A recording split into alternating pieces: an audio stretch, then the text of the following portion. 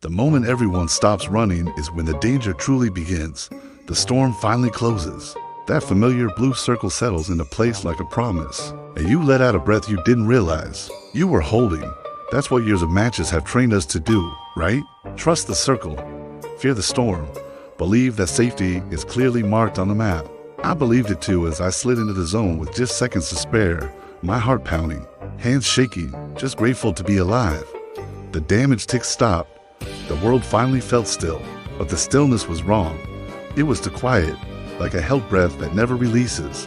And then, someone vanished.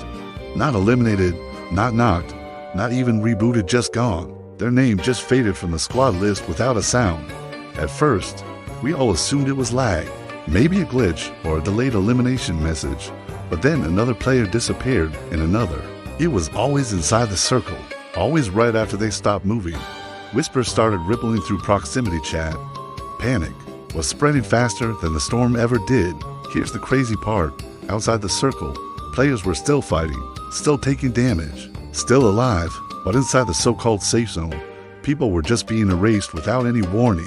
I watched a teammate sit down behind a rock to heal, and he just blinked out of existence mid-animation. He left behind a pile of untouched loot that flickered for a second and then dissolved into thin air. The HUD offered no explanation, no damage numbers, no kill feed credit, just absence. The longer any of us stayed still, the more the air inside the circle seemed to thicken. It felt like this invisible pressure was pressing down on us, making it hard to breathe, hard to even think straight. Someone screamed that the zone was killing campers, that it must be some new anti-hiding update. But that theory fell apart when aggressive players started disappearing too. Even people who were building, jumping, and shooting inside the circle started fading out. That's when I noticed something no one else did. At first, the storm wall, just beyond the circle, wasn't advancing anymore. It was pulsing softly, rhythmically, almost gently. I accidentally stepped too close to it, expecting that familiar sting, that burn that eats away at your health. But I felt nothing. No damage, just a strange warmth, like standing near a fire on a cold night. In total disbelief, I stepped fully into the storm. I watched my health bar, expecting it to drop. It stayed perfectly still, and suddenly, the whole world made a terrifying kind of sense. The storm wasn't attacking, it was enclosing, wrapping, protecting whatever was inside it from what the circle had become. As more players realized this, they started fleeing outward.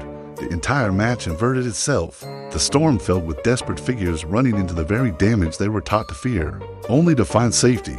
Meanwhile, the circle became a shrinking trap of silence where anyone who lingered along was quietly removed. The game's logic completely collapsed. Proximity chat was chaos, players shouting conflicting instructions. Some refused to believe the storm was safe. Some were too afraid to leave the circle because every match they'd ever played told them not to. I remembered something an old loading screen tip once said, something about the storm adapting, about the island learning. I realized the system had been watching our patterns for years. It watched how we treated the circle as permission to stop thinking, to just stack up and wait for the game to decide the end for us. And now, the system was correcting that behavior.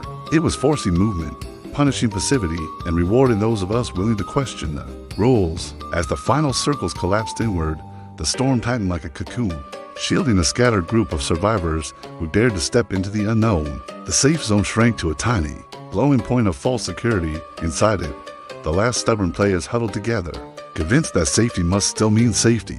From the quiet warmth of the storm, I watched as the final camper vanished without a sound. Not defeated, not outplayed, just removed for trusting the wrong thing. And the match didn't end with a victory royale screen.